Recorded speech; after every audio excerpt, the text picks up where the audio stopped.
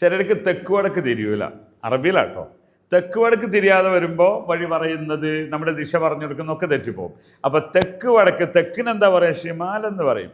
ഷിമാൽ. വടക്കിനോ Janoub എന്ന് പറയും. Janoub, south. Janoub സൗത്താണ്, ഷിമാല് നോർത്താണ്. Okay, ഷിമാല് നോർത്താണ്. എനിക്ക് തെറ്റിയോ അതെന്ന് എനിക്കറിയില്ല. ഓക്കെ, ഇനി കിഴക്കും പടിഞ്ഞാറും പഠിക്കാം. ഗർബ് എന്നാൽ പടിഞ്ഞാറാണ്, ഷിർക്ക് എന്നാൽ കിഴക്കാണ്. അഷിർക്ക് വൽ ഗർബ്, കിഴക്കും പടിഞ്ഞാറും. അതുകൊണ്ട് തന്നെ പടിഞ്ഞാറ് ദിശയ്ക്ക് മഗ്രിബി എന്നും കിഴക്ക് ദിശയ്ക്ക് മശ്രിക്ക് എന്നും പറയും. ഈ മശ്രിക്കിന് ഒരു പ്രത്യേകതയുണ്ട്. ഉദയാസ്തനം, എന്താണ് ഉദയസ്ഥാനം എന്നൊരർത്ഥമുണ്ട്. കാരണം ഷുറൂഖു ശംസ് എന്ന് പറഞ്ഞാൽ സൂര്യൻ ഉദിക്കുക എന്നാണ്. അപ്പോൾ അസ്തമയോ, ഇപ്പോൾ അസ്തമയ സൂര്യനെ കാണാൻ എന്തൊരു ചന്തമാണ്. മാഹിയൽ ജമീല, മാഷാ അല്ലാഹ് ജമീല, അൽ മന്ദർ ജമീൽ, വളരെ ഭംഗിയാർന്ന കാഴ്ചയാണ്. എൻ്റെ ഗുറൂബി ഷംസ്, ഗുറൂബി ഷംസ് സൂര്യാസ്തമയത്തിൽ.